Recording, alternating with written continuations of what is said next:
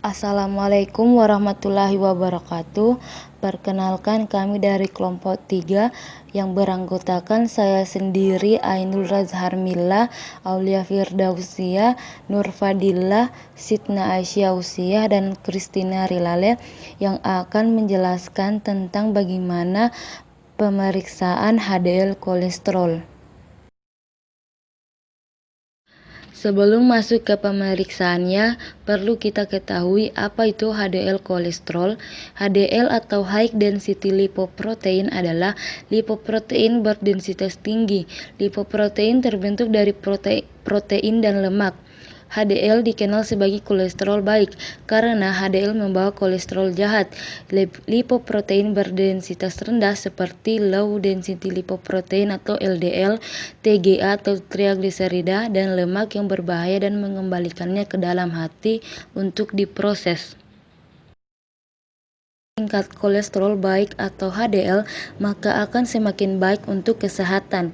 Tingkat HDL minimal 60 mg per desiliter atau lebih dapat membantu mengurangi risiko penyakit jantung. Sebaliknya, tingkat HDL kurang dari 40 mg per desiliter justru menaikkan risiko penyakit jantung. Pemeriksaan HDL kolesterol menggunakan metode presipitasi. Metode ini menggunakan spesimen serum yang telah disentrifus. Fraksi HDL kolesterol dipisahkan dari fraksi lain dengan penambahan reagen presipitat. Tujuan dari pemeriksaannya yaitu untuk mengetahui tingkat kolesterol baik di dalam darah.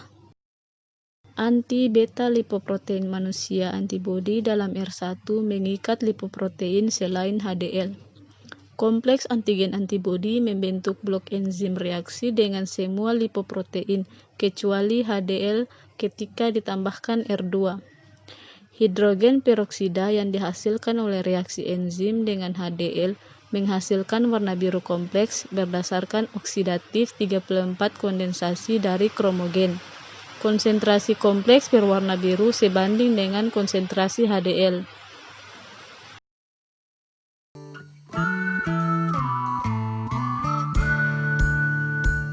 Alat dan bahan yang digunakan yaitu HDL kit kolesterol yang berisi HDL kolesterol presipitat yang akan kita gunakan untuk pembuatan presipitat.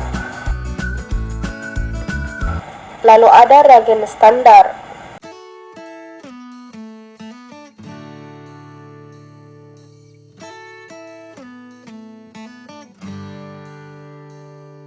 Lalu ada brosur pemeriksaan HDL kolesterol.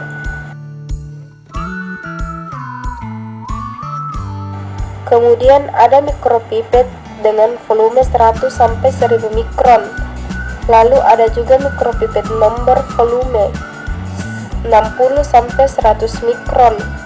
Lalu ada tip biru untuk volume 100 mikron.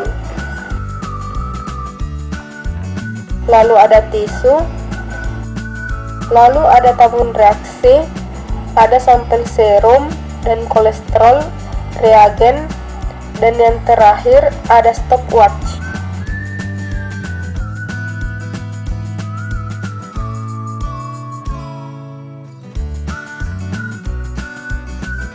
Tahap pertama yang dilakukan dalam pemeriksaan ini yaitu pembuatan precipitate test dengan cara HDL kolesterol dipipet sebanyak 500 mikron ke dalam tabung reaksi yang berkode PPT atau precipitate test. Lalu dipipet sampel serum sebanyak 500 mikron dan dimasukkan ke tabung reaksi yang sama.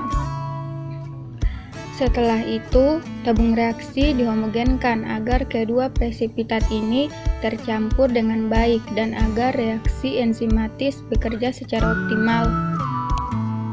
Setelah itu, sampel disentrifus selama 10 menit dengan kecepatan 4000 rpm, di mana fungsi dari sentrifus ini untuk memisahkan antara endapan dan supernatant yang akan digunakan sebagai sampel nantinya.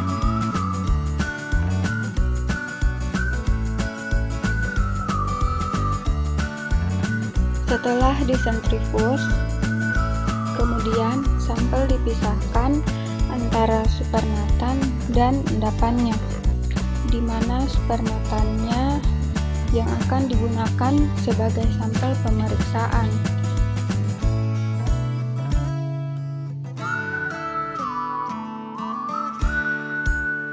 Kolesterol dimasukkan pada masing-masing tabung yang berkode blank, standar, dan tes sebanyak 1000 mikron. Fungsi dari kolesterol reagen ini untuk mengoptimalkan reaksi enzimatis sehingga nanti akan menimbulkan perubahan warna. Perubahan warna yang terjadi akan diukur absorbansinya dengan alat fotometer.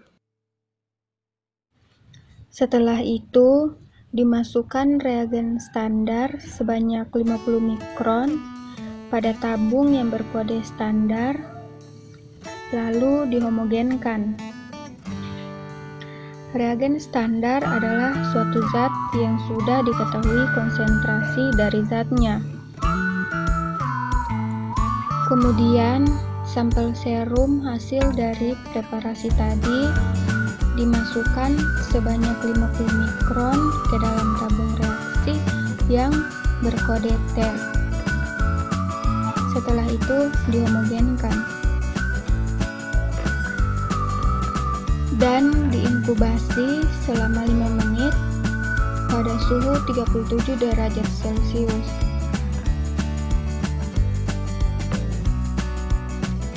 Setelah itu kita baca pada alat fotometer. Yang pertama, kita masukkan ke dalam selang fotometer larutan blanko, lalu kita lihat absorbansi yang sudah dibaca dengan fotometer.